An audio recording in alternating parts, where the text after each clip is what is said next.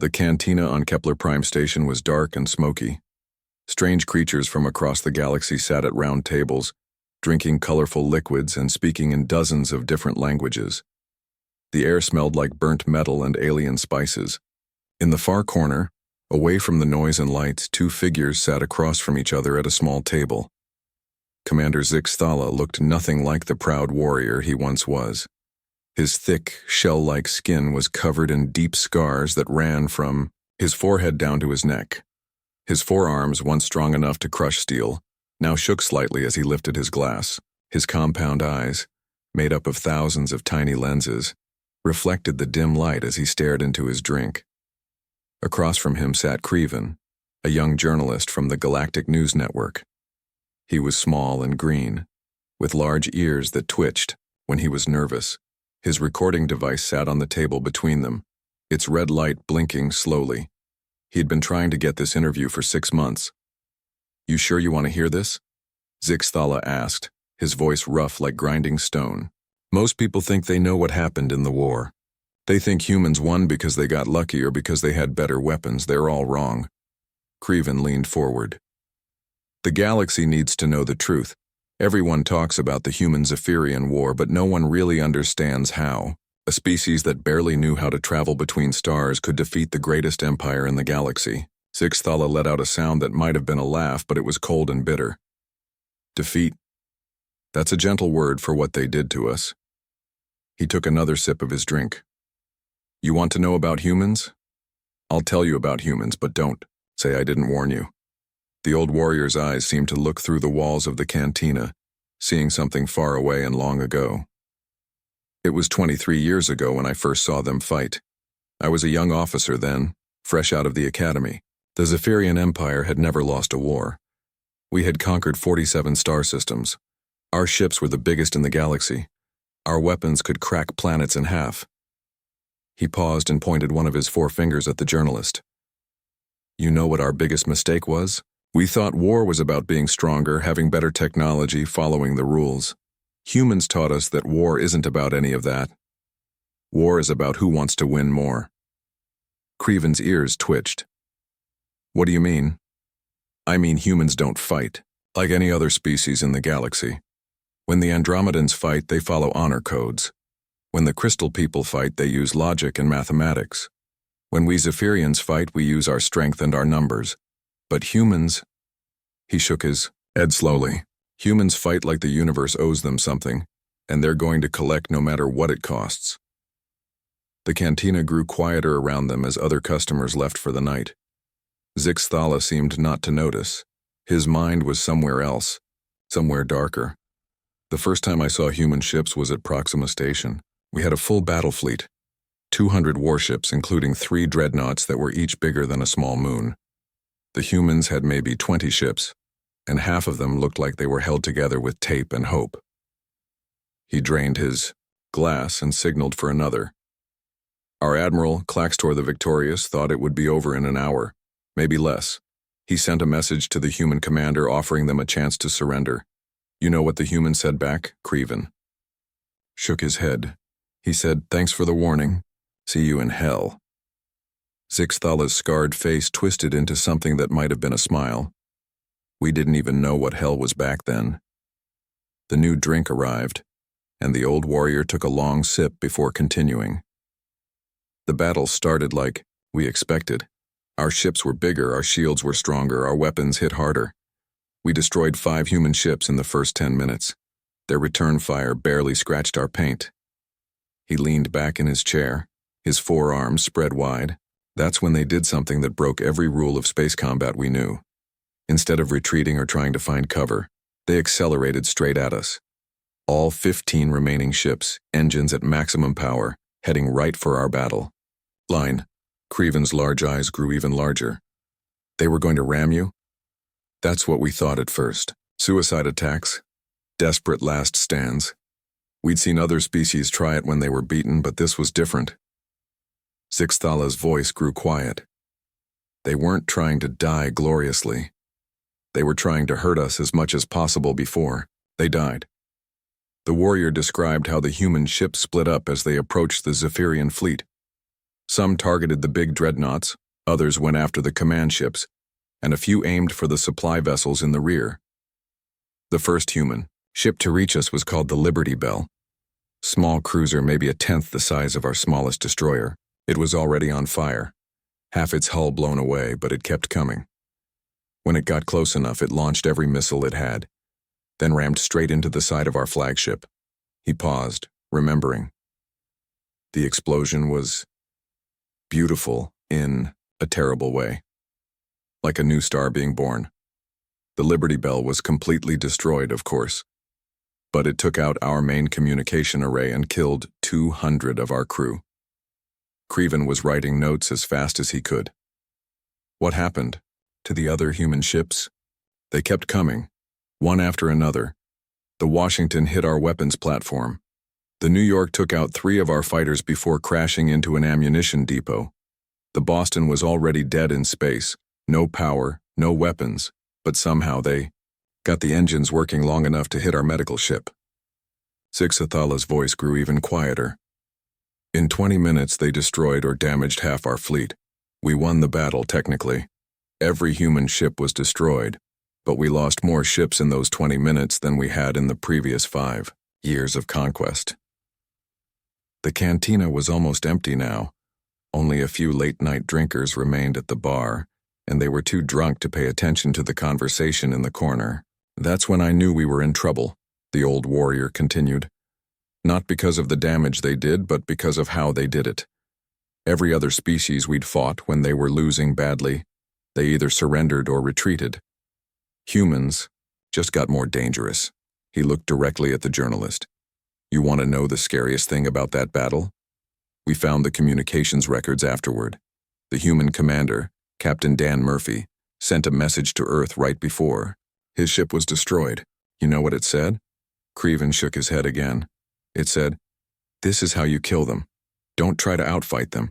Just make sure that beating you costs them more than they can afford."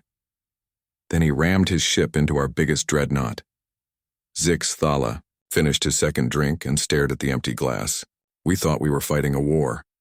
The humans were fighting something else entirely. They were fighting like their entire species depended on winning. Like losing wasn't just defeat, but extinction. The journalist looked up from his notes.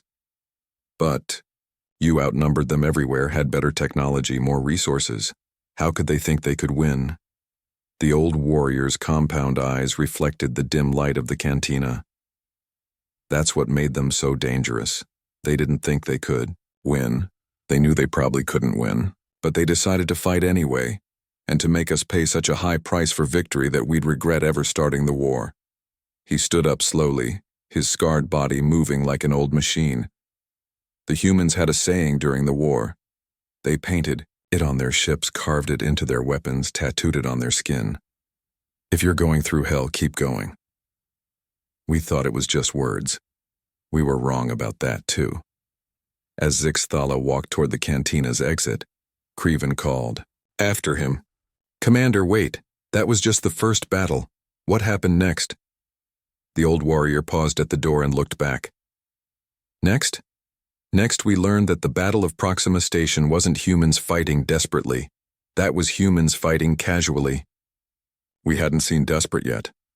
The door slid shut behind him, leaving the journalist alone with his notes and a growing understanding that the story he was trying to tell was much darker and more complex than he had imagined. 3 nights later, Creven found Zixathala in the same corner of the cantina. The old warrior was already on his second drink when the journalist sat down across from him. The recording device went on the table between them, its red light blinking. In the dim light, "You came back," Zixathala said without looking up from his glass. "You said I hadn't seen desperate yet," Creven replied. "I need to know what you meant." The scarred veteran lifted his compound eyes and stared at the journalist for a long moment. "Desperate. Yes, I suppose that's what we called it at the time. We were wrong about that too. What we saw at Vega Colony wasn't desperation. It was determination." He took a long drink before continuing. This was about 8 months after Proxima Station. I had been promoted to tactical analyst. My job was to study human behavior and predict what they would do next. The high command thought if we could understand them, we could beat them more easily. Zixthala let out that cold, bitter laugh again. Understand humans. We might as well have tried to understand why stars explode or why time moves forward. Some things just are. The cantina was busier tonight. Traders and travelers filled most of the tables, their conversations creating a low buzz of noise. But their corner remained isolated, as if other customers could sense the darkness of the story being told. Vega Colony was supposed to be easy, the old warrior continued. Humans had established a small settlement on Vega 7, a moon with no strategic value, no rare minerals, no good farming land, no useful location for shipping routes, just a big rock with barely enough atmosphere to breathe. He gestured with one of his forearms. We had them completely surrounded. 50 warships in orbit, ground forces on all sides. They had maybe 3,000 people down there. Men, women, children, old people. No military base, no heavy weapons, no way to call for help. Creven was already taking notes. How long did command expect the siege to last? 3 days. Maybe a week if they were stubborn. Zixthala shook his head. Admiral Vextar sent them a surrender demand. Told them they had 24 hours to give up or we would start bombing their settlement. The response came back in 2 hours. The veteran paused, seeming to remember something painful. The human leader was a woman named Lisa Wong. She had been a construction engineer before the war, then became the colony administrator. Not a soldier, not a warrior, just someone trying to build a life on a worthless moon. Her message was short. He looked directly at the journalist. She said, "We respectfully decline your offer. Vega Colony stands." "That's all?" Creven asked. "That's all. No threats, no bargaining, no demands for time to evacuate civilians. Just a polite way of saying no." Zixthala took another drink. Admiral Vextar was actually impressed. He delayed the attack for another day, thinking they might change their minds once they had time to think about it. The old warrior's scarred face grew thoughtful. The second message came 12 hours later. Same woman, same calm voice. But this time she said something different. She said, "We know you have families too. We're sorry it has to be this way." Creven looked up from his notes. What did she mean? We found out soon enough. The humans had been busy during those extra 12 hours. They had been digging. Zixthala gestured toward the floor. Tunnels, bunkers, underground passages. They turned that entire moon into a maze of caves and hiding places.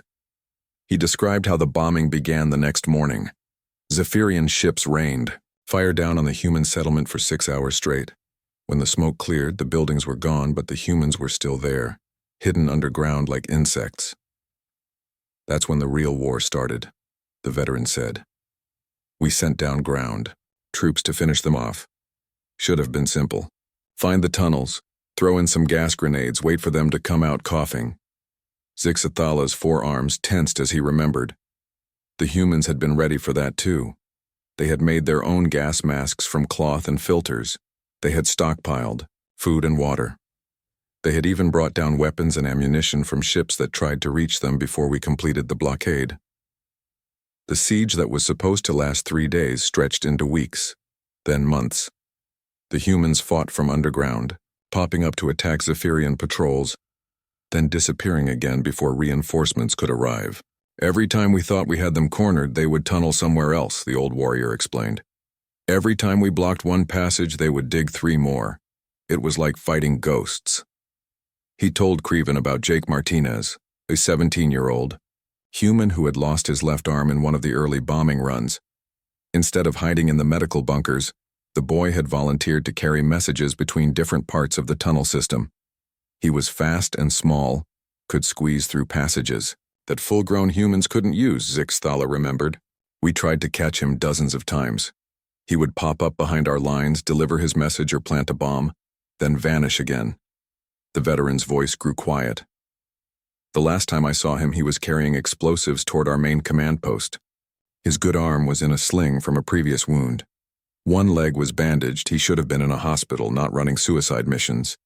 Creven looked up. Did you stop him? We tried. 3 of our best soldiers chased him through the tunnels. He led them straight into a trap. The explosion killed all 4 of them. Zix Thala stared into his glass. Jake Martinez was just one. Kid, we killed dozens of humans just like him, and there were always more. As the siege dragged on, the Zephyrian forces began to suffer from the constant attacks. Soldiers became nervous and jumpy. Supply convoys needed heavy guards. Even simple patrols became dangerous. The humans weren't trying to win battles, the old warrior explained. They were trying to make us tired, scared, angry. They wanted us to make mistakes. He described how Lisa Wong, the colony administrator, had continued to coordinate the defense even after being wounded in a tunnel collapse. She had set up a command center in the deepest part of the cave system and kept in contact with all the different groups of fighters. She was dying, Zix Thala said simply. Internal injuries from the collapse, bleeding that wouldn't stop. But she kept working, kept planning, kept encouraging the others to keep fighting. The veteran told the journalist about the human children who had been trained to carry supplies through the smallest tunnels. About elderly humans who volunteered for the most dangerous missions because they figured their lives were worth less than younger people. About doctors who performed surgery by flashlight in underground caves. After 4 months, we started running low on patients, he continued. Admiral Vextar decided to end it quickly. He ordered engineers to flood the tunnel system with poison gas, kill everything down there in one day. Creven stopped writing. What happened? The humans knew it was coming. Maybe they intercepted our communications. Maybe they just guessed. But they were ready. Zix Thala's scarred face showed something that might have been respect. Lisa Wong sent one final message before they sealed the tunnels. The old warrior quoted from memory. To whoever finds this recording, we held out. For 137 days. We cost them more ships, more soldiers, and more time than 10 military bases would have. The colony stands even if we don't. Make them pay for every inch. The gas attack worked, Zix Thala continued. The tunnels were flooded with poison. Everything down there died. But it took us another month to clear out all the passages and make sure they were really gone. He lifted his glass in a mock toast.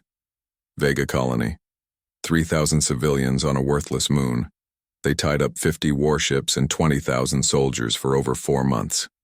We won, but it cost us more than losing 3 major battles would have. The cantina was getting quieter as the night grew late. Other customers were finishing their drinks and heading back to their ships or quarters. That's when I started to understand what we were really fighting, Zix Thala said. Every human settlement was going to be like Vega Colony. Every city, every outpost, every ship. They weren't going to surrender ever.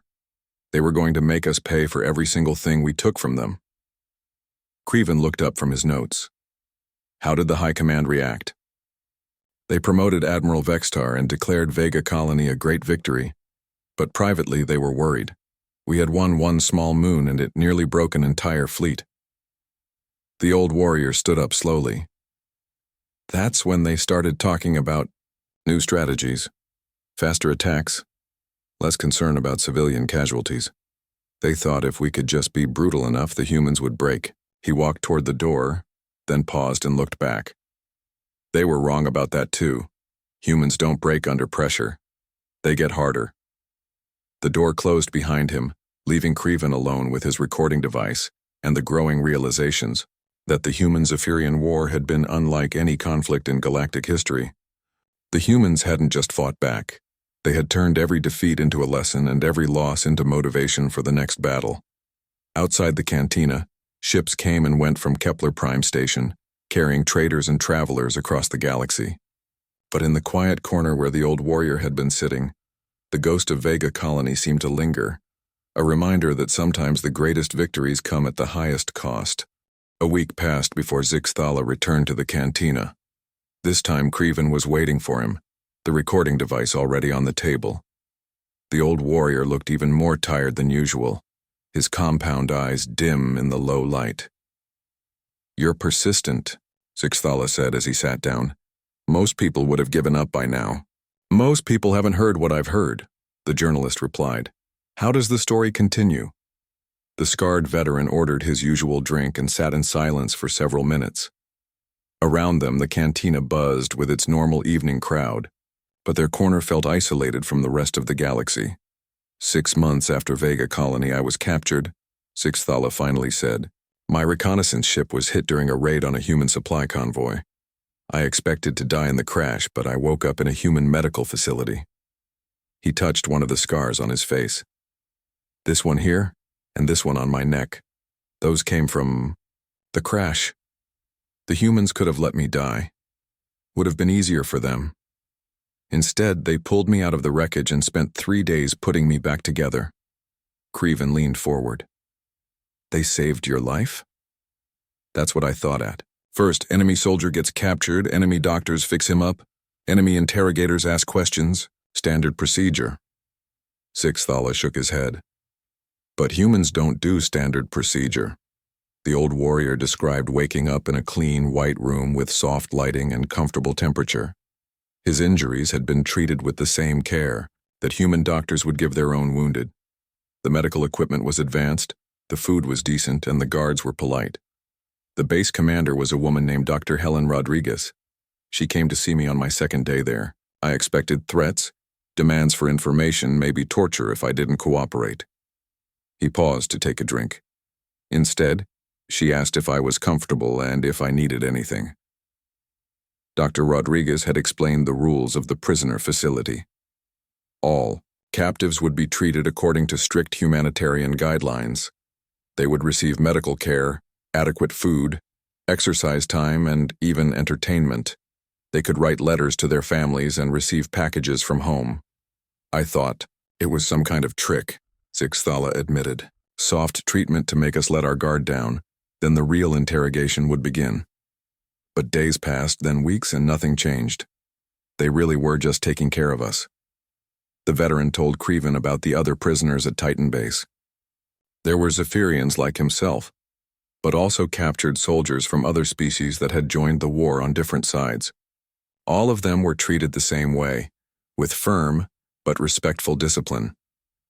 The humans had rules for everything. What time we got up, when we ate, how long we could exercise, what kind of books we could read.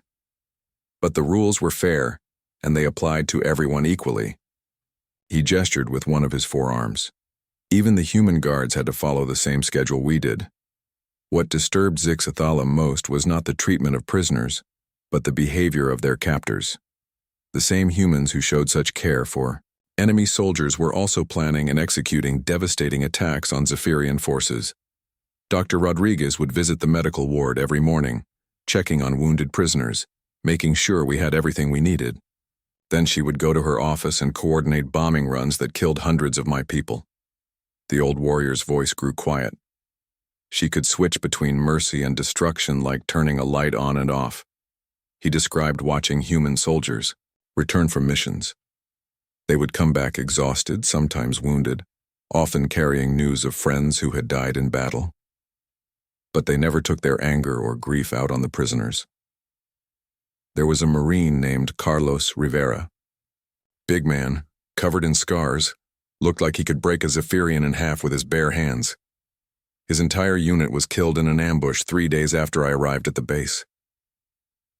Sixthala remembered seeing Rivera sitting alone in the base cafeteria, staring at an empty table where his friends used to eat. The Marine had cried openly, not caring who saw him grieve. The next day, Rivera was assigned to guard duty in the prisoner section. I thought he would be angry, maybe violent. Instead, he brought me extra food and asked if I wanted to talk about my home planet. The veteran shook his head. He was hurting, but he still treated me better than some of my own officers had. The journalist looked up from his notes. How long were you there? 8 months. Long enough to see the full cycle of human behavior. Long enough to understand that what we were fighting wasn't just an army. It was an entire species that had figured out how to be compassionate and ruthless at the same time. Sixthala told the story of Amy Foster, a communications officer who worked in the base's command center. She was young, maybe 25 human years, with short brown hair and eyes that seemed to see everything. Foster was responsible for coordinating attacks on Zephyrian positions. She would sit at her console for 12 hours at a time, directing ships and troops, calling in artillery strikes, planning assaults that would kill dozens of my people. One day, Foster received a priority message from Earth. Her home city had been attacked by Zephyrian forces in retaliation for human victories. The bombing had destroyed her family's neighborhood. I was in the communications center when the message came through. Foster read it once, then twice, then she just broke. The old warrior's voice became even quieter. She screamed, she threw things. She cried like her heart was being torn out of her chest. The guards had to carry Foster out of the command center. She didn't come back to work for 3 days. When she finally returned, her eyes were red and swollen, but her hands were steady as she took her position at the communications console. The first thing she did was plan an attack on the Zephyrian fleet that had bombed her city. She worked for 16 hours straight, calculating firing solutions and timing, making sure the assault would be as devastating as possible. Zixthala looked directly at the journalist. She killed 200 of my people that day, and she did it with the same precision she had used before learning about her family. This was what haunted the old warrior most about his time as a prisoner. The humans could feel everything: grief, anger, compassion, hatred, more intensely than any other species he had encountered. But they never let those feelings control their actions. We studied human psychology extensively during the war. Our scientists concluded that they were emotionally unstable, too driven by feelings to be effective soldiers. He let out that bitter laugh again. We were looking at it backwards. Their emotions didn't make them weak. They made them unstoppable. Zixthala described the daily routine at Titan Base. Prisoners would wake up, eat breakfast, exercise, attend educational classes, eat lunch, have recreation time, eat dinner, then return to their cells. The schedule never varied, and the human guards never showed favoritism or cruelty. But at night I could hear them through the walls. Human soldiers talking about friends who had died, families they missed, homes they might never see again. They felt everything we felt, but they got up every morning and did their jobs anyway. The veteran told Creven about the prisoner exchange that eventually freed him. Dr. Rodriguez had personally escorted him to the transport ship, shaking his hand and wishing him well. She had seemed genuinely sorry to see him go. As I was boarding the ship, she said something that I still don't understand. She said, "I hope when this is over we can be friends." Friends, with someone whose people she had been killing for months. The cantina was growing quiet again as the evening crowd thinned out. Zixthala finished his drink and stared at the empty glass. The transport ship took me back to Zephyrian space. I was debriefed by intelligence officers who wanted to know everything about human capabilities and weaknesses. I told them about the base, the guards, the routine, the equipment. He paused, seeming to remember something important. But I didn't tell them about the crying. I didn't tell them about Carlos Rivera bringing me extra food, or Amy Foster working 16 hours to avenge her family, or Dr. Rodriguez shaking my hand. I thought those things weren't important. Creven looked up from his notes. Why not? Because I didn't understand them yet. I thought the crying was weakness, the kindness was stupidity, the emotional outbursts were proof that humans were mentally unstable. The old warrior stood up slowly. I was wrong. Those things weren't weaknesses. They were the source of human strength. He walked toward the door, then stopped and looked back. Every other species in the galaxy has learned to control their emotions, to think logically, to separate feelings from actions. Humans do the opposite. They feel everything, then they use those feelings as fuel. The door slid shut behind him, leaving Creven alone with his recording device and a growing understanding of why the human-Zephyrian war had been so devastating. The humans hadn't just been fighting for territory or resources. They had been fighting with their entire hearts, channeling every emotion into the machinery of war. Outside the cantina, the lights of Kepler Prime Station twinkled like stars, carrying ships and people across the galaxy. But in the quiet corner where the old warrior had been sitting, the ghost of Titan Base seemed to linger, a reminder that sometimes the most dangerous enemies are those who never stop caring. 2 weeks passed before Zixathala appeared in the cantina again. Creven had been coming every night, waiting with his recording device ready. When the old warrior finally arrived, he looked different somehow. Older, more tired, as if telling these stories was draining something vital from him. "You're still here," Zixathala said as he sat down heavily in his usual chair. "I need to hear the rest," Creven replied. "What happened after you were released?" The scarred veteran ordered his drink and sat in silence for a long time. The cantina was busier than usual tonight, filled with traders celebrating some successful deal. Their laughter and loud voices seemed to make Zixathala withdraw further into himself. "After the prisoner exchange, I was promoted to intelligence officer," he finally said. "My job was to analyze human tactics and predict their next moves.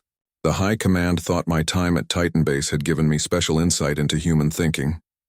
He took a drink and stared into the liquid. "They were right, but not in the way they expected. I understood humans better than any other Zephyrian, but that understanding scared me more than ignorance ever had." Zixathala described his new assignment aboard the battleship Eternal Victory, part of a massive Zephyrian fleet assigned to crush human resistance in the Kepler system. The humans had established a foothold there with a small but stubborn fleet. Admiral Krexman was confident. "We had 500 ships, they had maybe 60. We had surrounded them completely, no way in, no way out. It should have been a simple matter of closing the trap and finishing them off." The old warrior's compound eyes reflected the dim light as he remembered. The human fleet was commanded by Admiral Peter Harrison, aboard a ship called the UCS Defiance. We had studied Harrison's record. He was smart, experienced, but not reckless. A careful tactician who won through planning and patience. Creven was already taking notes.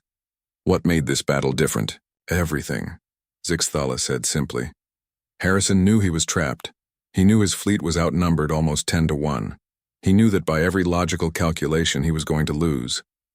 The veteran described how the Zephyrian fleet had formed, a perfect sphere around the human ships with overlapping fields of fire and no gaps for escape.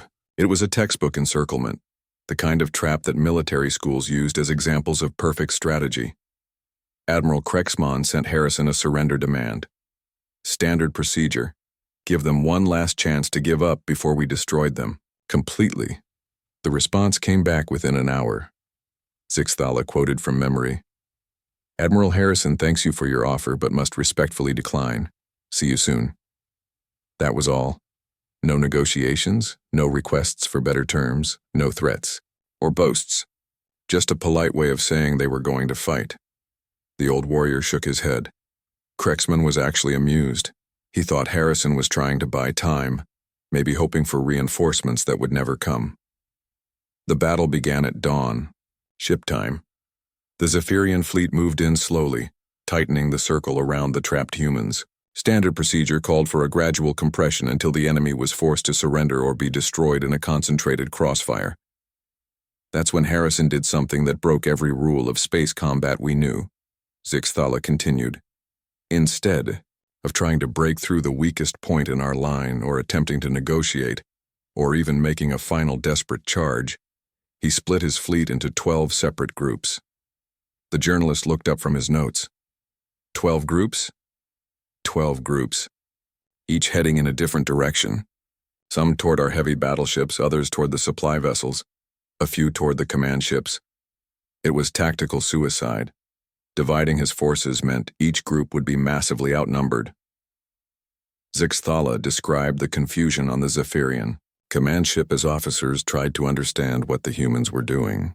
Computer models showed that splitting forces in an encirclement was the worst possible strategy. It guaranteed maximum casualties for minimum damage. But Harrison wasn't trying to escape. He wasn't trying to win. He was trying to hurt us as much as possible before his inevitable defeat. The old warrior's voice grew quiet. That's when I realized we had never understood what humans meant by victory. The battle that followed was unlike anything in Zephyrian military history. Each human group fought with desperate fury, targeting the most valuable enemy ships within reach. They used ramming attacks, suicide runs, and coordinated strikes that sacrificed entire squadrons to destroy single targets. Captain Maria Santos commanded one group aboard the cruiser New Mexico. Her ships were already damaged from earlier battles, but she led them straight toward our supply depot. We threw everything we had at her: fighters, missiles, energy weapons. New Mexico. And her escorts took devastating damage, but they kept coming. When Santos's ship lost main power, she rerouted everything to engines and life support. When the weapons failed, she ordered her remaining ammunition dumped overboard and detonated manually. The explosion took out 3 of our supply ships and damaged 2 more. Santos and her entire crew died, but they crippled our logistics for the entire sector. Zixthala took another drink. We shot down every ship in her group, but the cost was incredible. Meanwhile, Lieutenant Commander John Bailey led a squadron of fighters against the Zephyrian communications array. His tiny ships were hopelessly outgunned, but they moved like insects, darting between the bigger vessels and striking at weak points. Bailey's fighters couldn't do much damage individually, but they coordinated their attacks perfectly. When one ship was destroyed, the others would immediately adjust their formation and continue the assault. The old warrior described watching Bailey's fighter on the tactical display, a tiny dot weaving between massive Zephyrian warships. The human pilot took hit after hit but kept flying, kept fighting, until his ship finally exploded just meters from the main communication tower. The explosion damaged our primary communications array. For 20 minutes, half our fleet couldn't coordinate with the other half. In those 20 minutes, the humans destroyed 15 more ships. As the battle raged on, Admiral Krexman began to realize that the humans weren't fighting to win. They were fighting to make the Zephyrian victory as expensive as possible. Every human ship that died took multiple enemy vessels with it. By the time it was over, we had won completely. Every human ship was destroyed. Admiral Harrison's flagship was blown to pieces, but we had lost over 200 ships ourselves, almost half our entire fleet. Zixthala's scarred face showed something that might have been respect. The battle report listed it as a great Zephyrian victory. Technically, that was true. We controlled the battlefield. We had eliminated the enemy force. We had achieved our objective. He paused, staring into his glass. But everyone who fought there knew the truth. The humans had lost the battle but won something more important. They had proven that even when we defeated them, it would cost us more than we could afford. The veteran told Creven about the aftermath of the battle. Zephyrian ships limped back to base with heavy damage. Casualty reports filled entire databanks.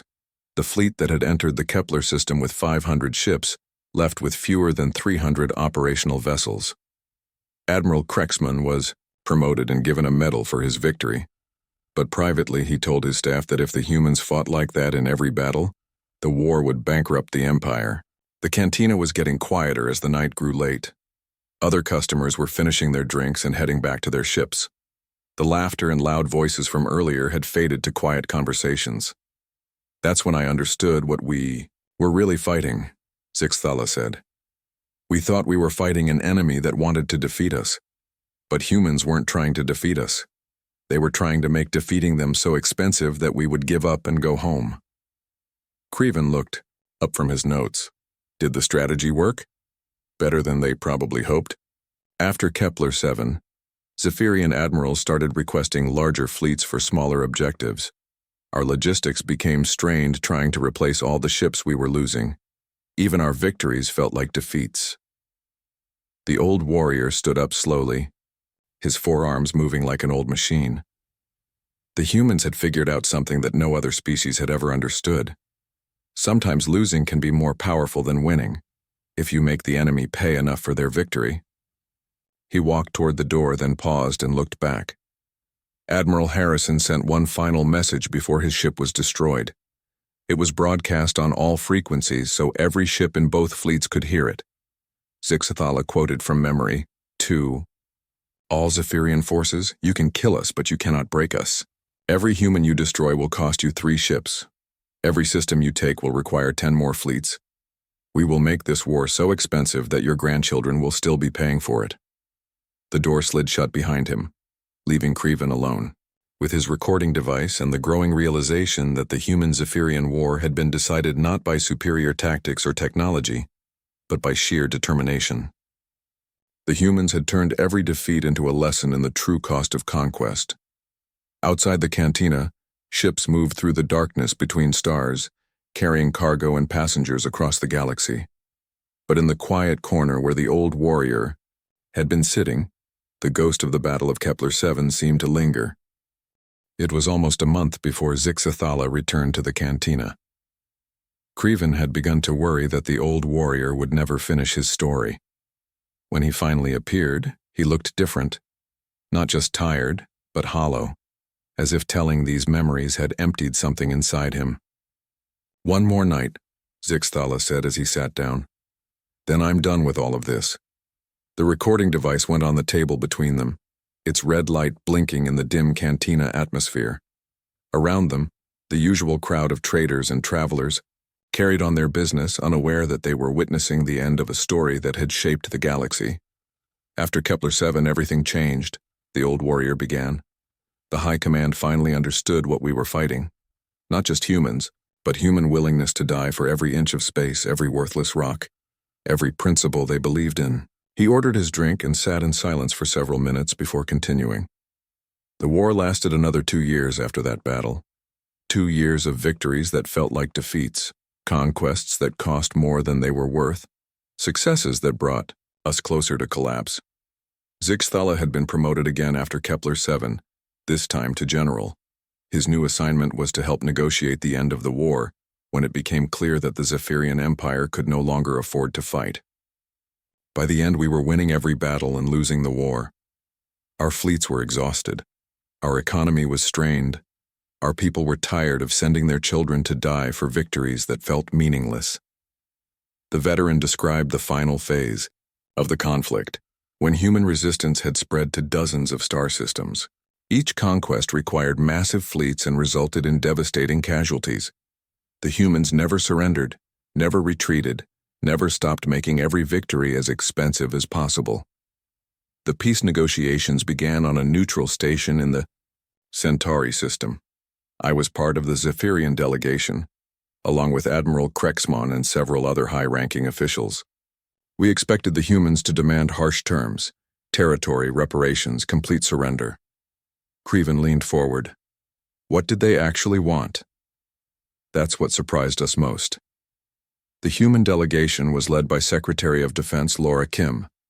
She was older than most of the soldiers we had fought, maybe 50 human years with gray hair and tired eyes, but when she spoke you could hear the steel underneath. Zixathala described the first negotiation session. The Zephyrians had prepared for demands that would humiliate the Empire, strip away conquered territories, and impose crushing penalties for starting the war. Instead, Kim presented terms that were almost generous. Mutual withdrawal to pre-war boundaries, prisoner exchanges, shared technology for medical treatment of war injuries, economic cooperation agreements. The old warrior shook his head. "We thought it was a trick. No species fights that hard just to return to the way things were before. There had to be hidden clauses, secret demands, some way they planned to take advantage of our weakness." But as the negotiations continued, it became clear that the humans genuinely wanted peace more than revenge. They were tired of fighting, tired of losing people, tired of turning the galaxy into a battlefield. Kim explained their position simply. She said, "We never wanted this war. We just wanted to be left alone to build our colonies and explore the galaxy. Now that you understand we won't give up easily, maybe we can find a way to coexist." The talks lasted for 3 months. Every time the Zephyrian delegation expected harsh demands, the humans offered compromise. Every time they prepared for humiliation, they found respect instead. The hardest part was understanding their motivations. We kept asking ourselves, why fight so hard just to offer such easy terms? What did they really want? Zixathala took a long drink before answering his own question. They wanted us to remember. They wanted every species in the galaxy to know that humans would never be easy prey, never be conquered without a fight, never give up no matter how hopeless things looked. During the negotiations, the old warrior had several private conversations with human officials. One meeting in particular had stayed with him for 20 years. I was having coffee with Sergeant Kevin Taylor. He had fought in almost every major battle of the war, missing both legs and one arm, face covered in scars, but his eyes were still bright and alert. Taylor had been part of the human delegation as an advisor on military matters. Despite his injuries, he moved with the confidence of someone who had survived the worst the galaxy could offer. I asked him why they fought so hard, why sacrifice so much for colonies and outposts that weren't even strategically important. His answer changed how I understood everything. Zix Thala quoted from memory. Taylor said, "Someone has to. If we don't stand up for ourselves, who will? We're not fighting for glory or conquest. We're fighting because giving up isn't an option. Because if we show weakness once, every bully in the galaxy will think we're easy targets." The sergeant had explained human philosophy in simple terms. They didn't fight because they enjoyed war or because they were naturally violent. They fought because they had learned that the only way to guarantee peace was to make war too expensive for their enemies. Taylor told me about his family. His wife had been killed in the bombing of New Chicago. His son was serving on a destroyer in the outer systems. His daughter was training to be a combat medic. The war had taken everything from him, but he still believed it was necessary. The old warrior's voice grew quiet. He said something that haunts me to this day. He said, "We're not good at war because we like it. We're good at war because we understand what we're fighting for. Every human who dies in this conflict dies so that future generations can live in peace." As the peace treaty neared completion, Zix Thala began to understand the true scope of human strategy. They hadn't just been fighting for military victory, they had been fighting for psychological victory. The treaty was signed on a Tuesday morning, ship time. Simple ceremony, no celebration, just officials from both sides putting their names on documents that would end 5 years of bloodshed. But the real impact of the war became clear in the years that followed. Human space expanded rapidly as other species chose cooperation over conflict. Trade agreements were signed. Technology was shared. Former enemies became trading partners. The humans kept their word completely. They withdrew to pre-war boundaries, released all prisoners, provided medical aid to wounded Zephyrians. But they also continued building their fleets, establishing new colonies, training their forces. Zix Thala described visiting human space 5 years after the war ended. He had expected to find military bases and weapons factories. Instead, he found schools, hospitals, research centers, and thriving civilian communities. But underneath all, the peaceful development, you could see the iron foundation. Every colony had defensive positions. Every civilian ship could be converted to military use. Every human child learned basic combat skills alongside reading and mathematics. The old warrior finished his drink and stared at the empty glass. The humans had transformed their entire society into something that looked peaceful, but could become deadly at a moment's notice. They were ready for the next war while actively working to prevent it. The cantina was nearly empty now. Only a few late-night drinkers remained at the bar, and they were too absorbed in their own conversations to pay attention to the old warrior and the journalist. 20 years have passed since the treaty was signed, Zix Thala said. The humans have kept every promise they made. They've been good neighbors, fair trading partners, reliable allies to those who treat them with respect. He stood up slowly, his scarred body moving like an ancient machine. But I still have nightmares. Not about the battles or the deaths or the destruction. I dream about their eyes, human eyes, watching me with that terrible mixture of compassion and determination. The old warrior walked toward the door, then paused and looked back one final time. You want to know the most frightening thing about humans? They're still out there, still expanding, still growing stronger. They remember everyone who stood with them and everyone who stood against them, Creven called after him. What do you think will happen next? Zix Thala's compound eyes reflected the dim light of the cantina. Next? The galaxy thinks it's at peace now. But peace to humans is just preparation for the next war. Somewhere, out there, beyond the edge of known space, there are threats we haven't met yet. And when those threats arrive, they're going to learn the same lesson we did. He walked through the door and disappeared into the crowd outside, leaving the journalist alone with his recording device and a story that would reshape the galaxy's understanding of the species now known as humanity's children.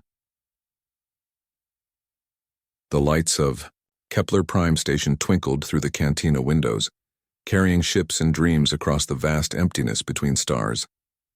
But in the quiet corner where the old warrior had told his tale, something lingered. The ghost of a war that had ended not with conquest, but with understanding, and the haunting realization that sometimes the greatest victory is teaching your enemies to respect you enough to leave you alone.